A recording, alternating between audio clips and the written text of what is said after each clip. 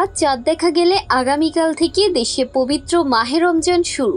এই মাসকে কেন্দ্র করে এরই মধ্যে চলছে প্রস্তুতি। তারই অংশ হিসেবে চলছে মানুষের শেষ মুহূর্তের কেনাকাটা। তবে অভিযোগ সেই পুরনো, দামে আগুন ভাব।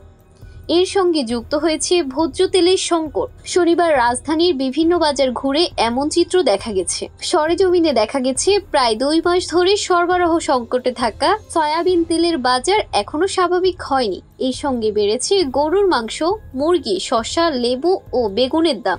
এক হালি লেবু বিক্রয় হচ্ছে সর্বোচ্চ 120 টাকায়, যা 1.5 সপ্তাহ আগে ছিল 20 থেকে 40 টাকার মধ্যে।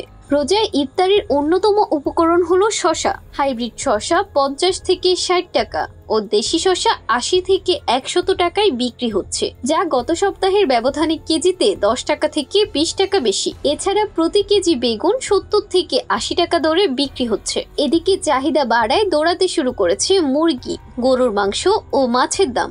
বাজারে প্রতি কেজি ব্রয়লার মুরগি 200 টাকা থেকে 210 টাকা ও সোনালী মুরগি 280 থেকে 310 টাকায় বিক্রি হতে দেখা গেছে। এছাড়া প্রতি কেজি গরুর মাংস 750 থেকে 800 টাকায় বিক্রি হচ্ছে, যা গত সপ্তাহের তুলনায় কেজিতে 20 থেকে 30 টাকা বেশি।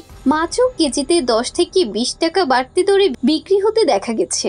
অভিযোগ আছে ধনেপাতা নিয়েও। তবে বাজারে স্থিতিশীল রয়েছে খেজুর, চিনি, ছোলা, জিরা, মুড়ি, গুড় প্রভৃতি পণ্যের দাম।